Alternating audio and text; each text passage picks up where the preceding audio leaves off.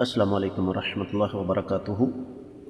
قال اللہ تبارک و تعالی بعد اعوذ باللہ السمیع العلیم من الشیطان الرجیم براءۃ من اللہ ورسولہ الی الذین عاہدتم من المشرکین۔ معزز خواتین و حضرات، اللہ مالک العلم رب ذوالجلال والاکرام کی توفیق اور اس ذات بابرکات کے فضل و کرم سے آج بدھ کا دن ہے 12 جمادی الاولیٰ 1441 ہجری 8 جنوری 2020 عیسوی، اور ہمارے سبق کا موضوع رب کائنات کی پاکیزہ کتاب قرآن مجید 10واں پارہ سورہ توبہ، اور آج کے سبق میں صرف سورہ توبہ کا تعارف شامل ہے۔ سورہ توبہ تمام مفسرین کا اجماع ہے کہ مدنی ہے، اور مدنی سے مراد یہ ہے کہ یہ ساری کی ساری سورہ مبارکہ ہجرت کے بعد نازل ہوئی۔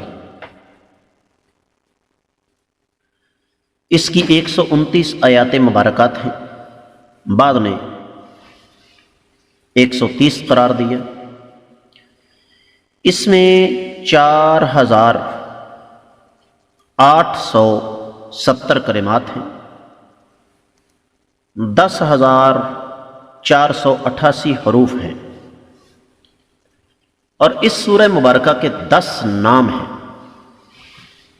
سب سے پہلے سورہ توبہ، کیونکہ اس میں ایمان والوں کی توبہ کا ذکر ہے۔ دوسرا نام سورۃ البراءہ، کیونکہ اللہ رب العزت نے اس سورہ مبارکہ میں مشرکین سے اپنی اور اپنے نبی صلی اللہ علیہ وسلم کی برات کا اعلان کیا ہے، اور یہ دو نام بڑے معروف ہیں۔ اسی کا نام ہے مقشقشہ،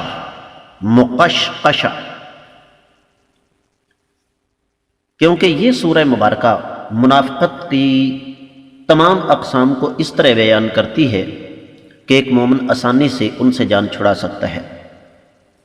اسی طریقے سے اس کا نام ہے المبعثرہ،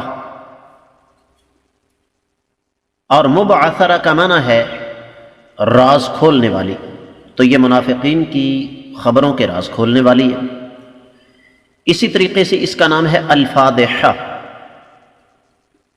فاضحہ کا معنی کسی بھی انسان کی اصلیت کو ظاہر کرنے والی، اور یہ منافقین کی اصلیت کو ظاہر کرتی ہے۔ پھر اسی طرح اس کا نام سورۃ العذاب بھی ہے، کیونکہ اس میں عذاب کا ذکر ہے۔ پھر اسی طریقے سے اس کا نام المخزیہ بھی ہے، کیونکہ اس میں منافقین کی ذلت کا ذکر ہے، تو خزیون کا معنی ذلت ہے۔ پھر اسی طریقے سے اس کا نام ہے المدمدمہ، تو اس میں منافقین کی ہمیشہ کی بربادی کا ذکر ہے۔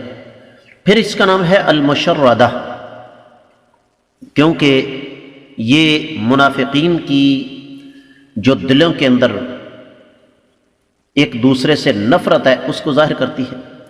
پھر اسی طریقے سے اس کا نام ہے المثیرہ، کیونکہ مثیرہ کا معنی آثار کو ظاہر کرنے والی، تو یہ منافقین کے جو آثار ہیں ان کو ہمارے سامنے رکھنے والی ہے، ان کے پردے اٹھانے والی ہے۔ پھر اسی طریقے سے سیدنا عبداللہ بن عباس رضی اللہ تعالیٰ عنہ سے سیدنا سعید بن جبیر رضی اللہ رحمہ اللہ نے پوچھا کہ یہ سورہ توبہ ہے؟ کہنے لگے نہیں، یہ سورہ فاضحہ ہے، اور ہمیشہ کہتے رہے۔ تو کہتے ہیں کہ بار بار یہ بات دہراتے رہے، اور یہ الفاظ صحیح بخاری اور صحیح مسلم کے ہیں۔ اس سورہ مبارکہ کے شروع میں معزز خواتین و حضرات بسم اللہ نہیں ہے، اور کیوں نہیں ہے اس بارے میں اہل علم کا اختلاف ہے۔ مثال کے طور پر ایک قول تو یہ ہے کہ عربوں کا یہ معمول تھا، جب کسی قوم کے ساتھ ان کا معاہدہ ہوتا اور وہ اس معاہدے کو توڑ دیتے، تو اس معاہدے کو توڑنے کے بعد جب ان کے ساتھ خط و کتابت کرتے تو بسم اللہ نہیں لکھتے تھے۔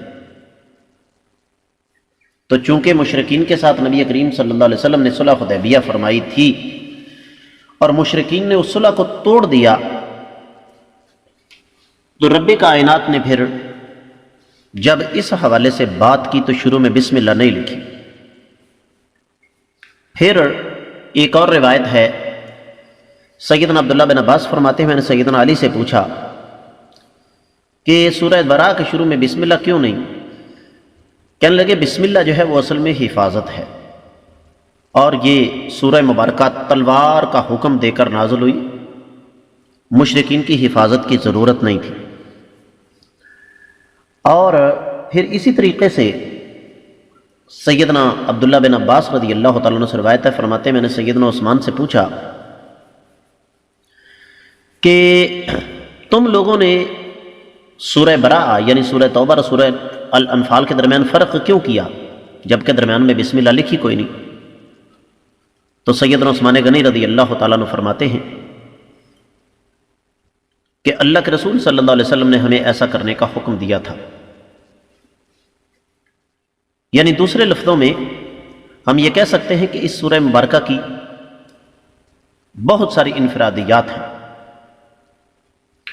پھر اسی طریقے سے ابو رجاء کہتے ہیں کہ میں نے حسن بصری سے پوچھا کہ سورہ انفال اور سورہ براء دو صورتیں ہیں یا ایک؟ کہنے لگے دو صورتیں ہیں لیکن ان کا معاملہ عام صورتوں سے مختلف ہے۔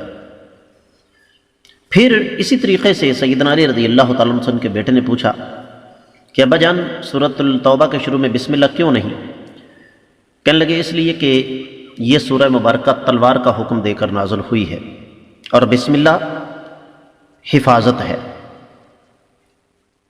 اور اس حوالے سے اہل علم نے بہت لمبی چوڑی بحث کی ہے جس کو میں یہاں مختصر وقت میں سمیٹ نہیں سکتا۔ اس بارے میں بھی اہل علم کا اختلاف ہے کہ یہ دونوں سورہ مبارکہ سورہ انفال اور سورہ توبہ ایک ہیں یا مختلف ہیں۔ اب ظاہر بات ہے جو ان کو ایک مانتے ہیں وہ سمجھتے ہیں کہ بسم اللہ کا درمیان میں نہ آنا اس بات کا ثبوت ہے کہ یہ دونوں ایک چیز ہے، لیکن صحیح بات یہی ہے، تحقیقات کرنے کے بعد یہ بات سامنے آئی ہے کہ چونکہ رب کائنات نے اس سورہ مبارکہ کے شروع میں اپنے دشمنوں کا تذکرہ کیا ہے، تو جب دشمنوں کا تذکرہ کیا جائے تو بسم اللہ جیسا خیر و برکت والا کلمہ جو ہے وہ استعمال نہیں کیا جا سکتا۔ اس کی فضیلت میں ایک روایت بیان کی جاتی ہے، سیدنا عمر رضی اللہ تعالیٰ عنہ نے باقاعدہ طور پر اپنے جو گورنر تھے ان کو لکھا کہ سورہ توبہ سیکھو خود اور اپنی خواتین کو سورۃ النور جو ہے وہ سکھاؤ۔ جہاں تک کہ سورہ مبارکہ میں ناسخ و منسوخ کا تعلق ہے، اہل علم یہ فرماتے ہیں کہ اس سورہ مبارکہ کی 5ویں، 34ویں، 122ویں، 43ویں آیت مبارکہ اور پھر 80ویں اور 97ویں آیت مبارکہ جو ہے یہ تلاوت ان کی باقی ہے، حکم ان کا منسوخ ہو چکا ہے۔ تو حاصل کلام یہ ہے کہ یہ سورہ مبارکہ صرف ایک سورہ مبارکہ نہیں، بلکہ اگر تھوڑا سا غور کیا جائے تو یہ ہماری زندگی کا ایک سنگ میل ہے، اس سے ہمیں بہت کچھ حاصل ہو سکتا ہے۔ یہ سورہ مبارکہ باقاعدہ طور پر انشاءاللہ ہم کل شروع کرنے جا رہے ہیں۔ اللہ رب العزت سے دعا ہے کہ رب کائنات اپنے خصوصی فضل و کرم کے ساتھ ہمیں زیادہ سے زیادہ قرآن کو سیکھ کر سمجھ کر اس کے مطابق عمل کرنے کی توفیق مرحمت فرمائے۔